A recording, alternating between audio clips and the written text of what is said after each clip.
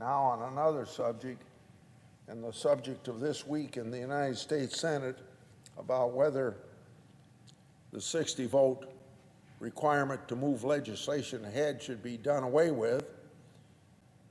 That is the purpose of coming to the Senate for these remarks.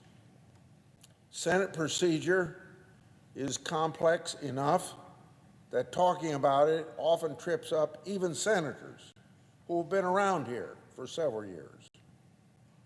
Reporters writing about the so-called filibuster often looked to past reporting to get their bearings. In doing so, they perpetuate a conventional wisdom that is false or even misleading.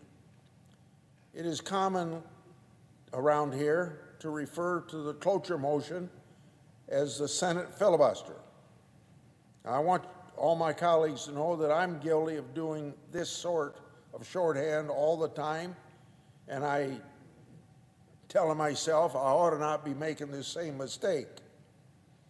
According to the Nonpartisan Congressional Research Service, quote, filibustering includes any use of dilatory or obstructive tactics to block a measure by preventing it from coming to a vote, end of quote.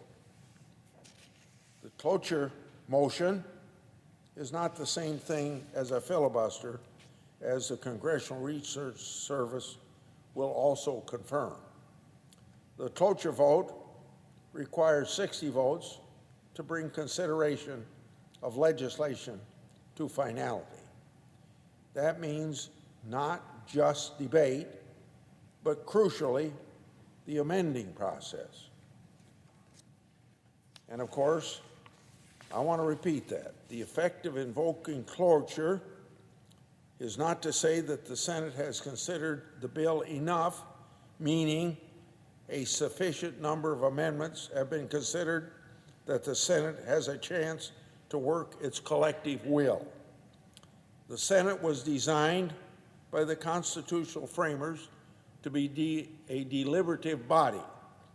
In the House, a narrow majority can pass hastily drafted, poorly conceived legislation.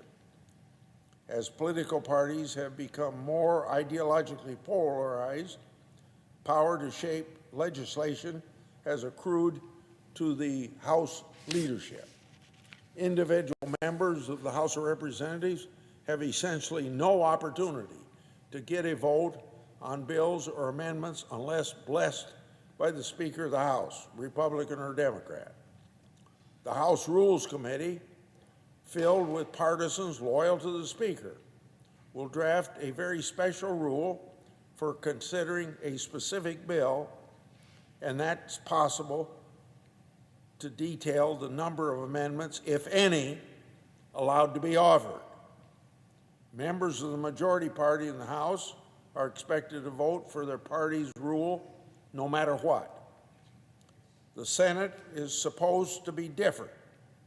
It's kind of like what we call the cooling saucer, making sure each provision in legislation is thought through and done as well as we can, particularly to overcome some of the House of Representatives that acts so quickly.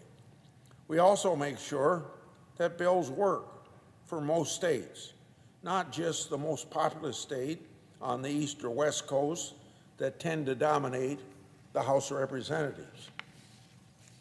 So the Senate is different. Each and every senator represents a whole state, and each senator has equal right to participate in the legislative process on behalf of their state. Senators who would abdicate that right are doing a disservice to their state and the people they represent. In the 2008 election, Democrats gained a 60-vote supermajority in the Senate with a Democrat House and President Obama. As such, the Senate during those 2 years tended to act kind of like the House does on process. The usual deliberative process with bipartisan negotiations and carefully refining and tweaking by committees all went out the window. Major legislation was drafted in the Senate Democrat leader's office, often bypassing Senate committees.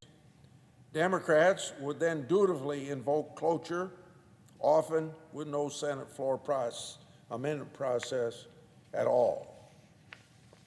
So naturally, those of us that have served around the Senate a while were astounded at the time that Democrat senators would routinely vote to cut off amendment process before it began. Surely they had amendments important to their states that they would like to have offered, but voting for cloture was expected of Democrats. They had 60 votes after all. They could do almost anything they wanted to. And it turned out just like the rule that comes out of the Rules Committee affecting how debate happens in the House of Representatives.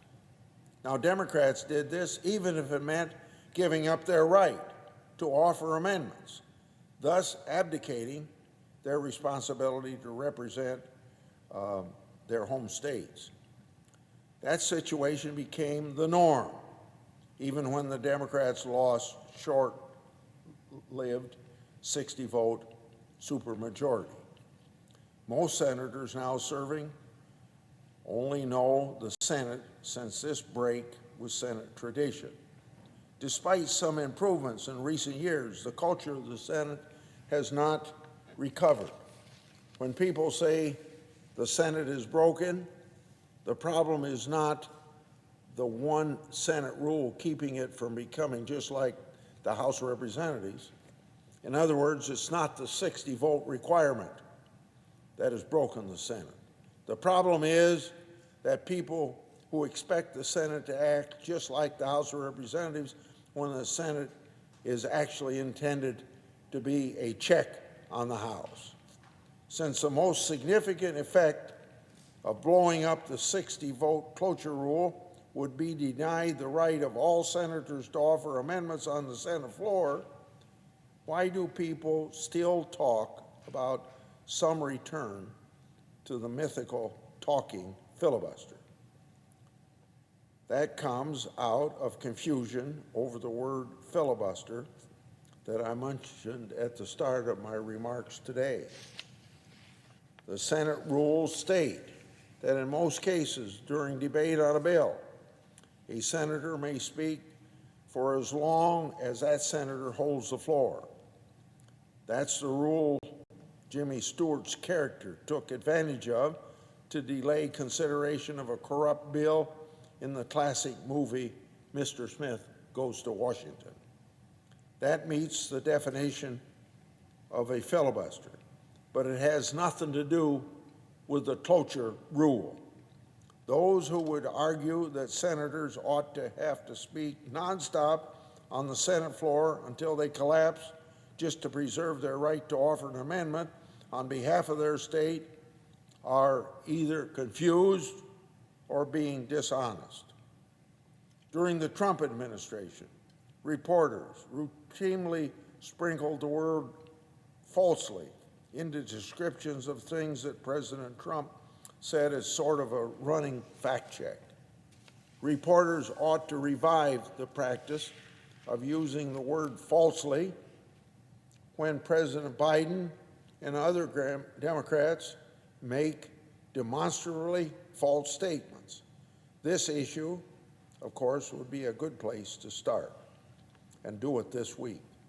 Any reference to some non-existent, totally mythical age of the talking filibuster ought to have a disclaimer that no such requirement ever existed for a 60-vote cloture rule. As I mentioned, conventional wisdom about the filibuster has been distorted by confusion and perhaps intentional shell games. For senators or reporters to truly understand this issue, I urge you to consult the nonpartisan Congressional Research Service as your main source.